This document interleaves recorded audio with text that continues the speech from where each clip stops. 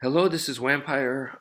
Here to talk about, man, I don't want to say like post-apocalyptic, but there's a lot of preppers and stuff I see on YouTube, and people jokingly say like zombie apocalypse and all that kind of stuff. And I don't think we need to go biblical or anything. Um, every year, the area that I live in Texas, there is a threat of a hurricane every year, multiple times a year. There's a hurricane threat, and when that happens, there's always a possibility of massive flooding, losing electricity, losing water, that kind of stuff. So when that happens, if you've never experienced something like that before, and you're in the city and that happens, it becomes kind of like post-apocalyptic kind of situation. It really does. Not as exaggerated as Hollywood, but people can become pretty afraid, pretty hostile, and unfortunately, in such trying times, the bad guys, the criminals appear. So, um, a couple of years back when we had a really bad hurricane and a massive flooding occurred, we had warnings in the neighborhood watch where there were very suspicious people driving around the neighborhood looking for places to break in and take stuff. And if there were families, they would probably be held hostage, which is a very bad situation.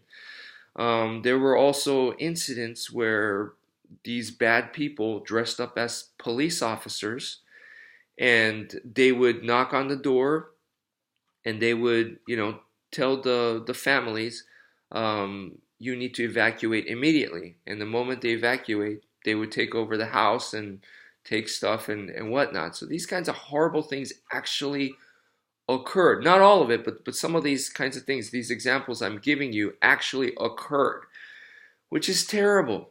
And now, today, just recently, I found out about human trafficking in this area.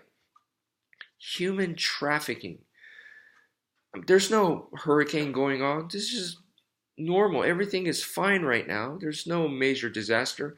It's human trafficking. It's terrible.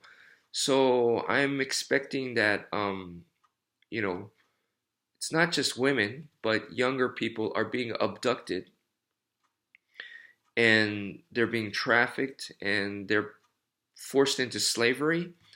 I'm thinking a lot of it is sexual in nature, probably drugged up the whole time, and you're being abused and violated, you know, um, every hour, all day long. And this goes on, 7 days a week or whatever, for who knows how long, months, years. I mean, until you're rescued or until they decide you're of no use, and then they probably just take your organs, and so at that point you're dead, and they sell your organs.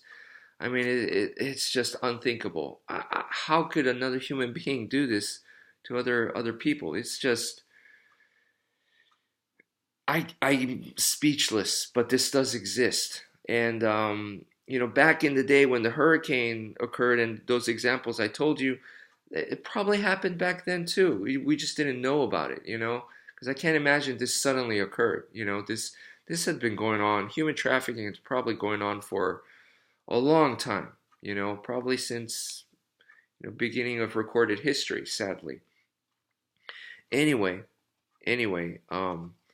So the bottom line is we got to protect ourselves and defend ourselves. So we joke about zombie apocalypse, but you know what? There's kind of really bad similar stuff going on right now already. And in those times, when you have something that gives you reach, so this is a self-defense umbrella. So you can see that it's designed for self-defense. So it's a little bit stronger than your normal umbrella. So I don't know, it's like 2, 3 times stronger. It's not as strong as like obviously a baseball bat or something, but it definitely sturdier than a regular umbrella. Gives you the reach, gives you something to strike with. So when you have a weapon like that, something that gives you reach, and then you have another weapon that gives you a cutting ability, so like a blade edge, cutting, stabbing ability. Okay, so a blade and something that has reach. If you have those two, it makes it very difficult for the bad guy to get to you. Because for them to do damage to you or for them to do bad things to you, they have to get close to you. And like I said, something with reach and something that has a blade, it makes it very difficult for them to get close to you. So that's definitely something to think about. Now, here in the US, obviously, we have firearms that we need to think about. So if 3 or 4 people show up, they have pistols, shotguns, and various types of rifles.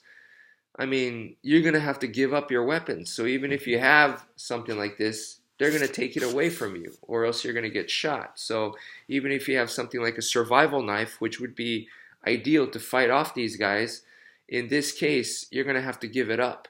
And even if you had a firearm, do you really want to be shooting back and forth with them? So you're going to be in a hostage type situation. You're going to be in a very, very bad situation where they take all your weapons.